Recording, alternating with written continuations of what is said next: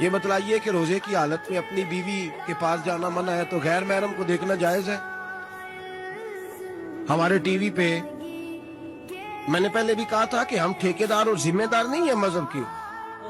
یہاں ہمارے آنے سے پہلے بھی کوئی بیٹھا تھا. ہم مریں گے تو یہاں ہم سے بڑے بڑے نیک لوگ بیٹھے.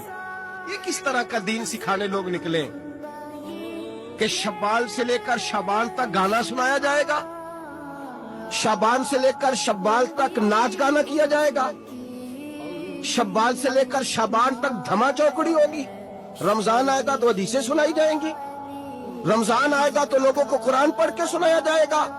یہ مذہب باز نہیں ہے کہ گویے مذہب سکھائیں گے، ایکٹر مذہب سکھائیں گے.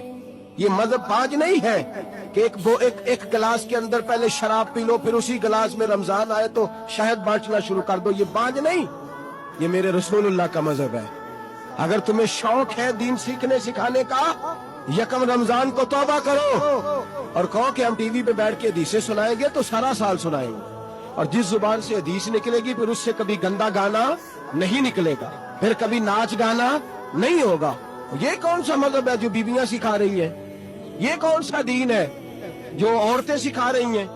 میرے رسول پاک صلی اللہ تعالی علیہ وآلہ وسلم کا وہ مذہب ہے کہ میرے اعلیٰ حضرت فاضل بریلوی رحمت اللہ علیہ نے فرمایا مرد کے لیے جائز نہیں کہ وہ عورت کی زبان سے میلاد بھی سنے، نعت بھی سنے.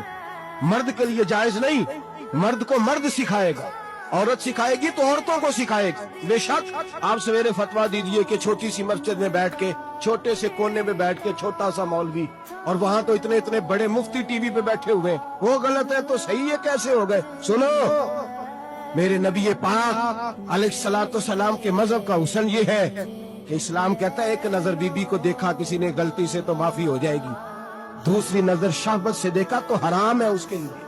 وہ پاکستان کا مولوی ہو یا سعودی عرب کا شاہ ہو، کسی کے لیے عورتوں کے بیچ پھرنا اٹھنا بیٹھنا جائز ہے؟ میرے نبی پاک صلی اللہ تعالی علیہ وسلم نے فرمایا ہے میں عورتوں سے مصافحہ کرنے نہیں آیا. اور میرے نبی پاک صلی اللہ علیہ وسلم نے فرمایا ہے، حضور فرماتے ہیں لیکن نا کتا بالکل ناپاک نہیں ہوتا، کتے کا تھوک ناپاک ہوتا ہے یا کتا گیلا ہو جائے تو ناپاک ہوتا ہے، لیکن خنزیر سارا ناپاک ہوتا ہے، کل ناپاک ہے خنزیر.